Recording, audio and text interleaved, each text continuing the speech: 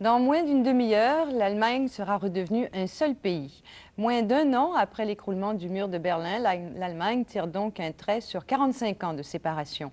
Des fêtes populaires se tiennent dans tout le pays et surtout dans la nouvelle capitale, Berlin. Raymond Saint-Pierre nous parle de cet événement historique. On n'en finissait pas de dire adieu à ce Berlin de l'après-guerre, à cette ville et à ce pays divisé. Au cours d'une cérémonie impressionnante, les représentants des 4 nations qui ont vaincu le nazisme retiraient leur drapeau. La République démocratique allemande quitte officiellement le pacte de Varsovie le 3 octobre. Américains, Britanniques, Français et Soviétiques saluent la nouvelle Allemagne, un mastodonte de près de 80 millions de citoyens qui va bientôt changer l'Europe.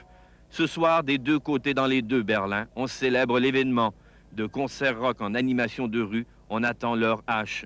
Le Parlement est-allemand a tenu sa dernière séance en fin d'après-midi.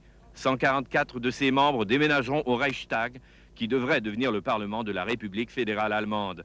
Malgré les célébrations, bien des Allemands de l'Ouest s'inquiètent du coût de la réunification, des centaines de milliards de dollars. De plus, on hérite de 2 millions de désœuvrés qui ont perdu leur emploi à l'Est. Il faudra mettre bien des années avant d'assimiler ces Allemands si différents, si peu initiés à la démocratie. Le chancelier Helmut Kohl, le héros de cette fête, demande aux siens d'être patients et généreux envers leurs frères de l'Est.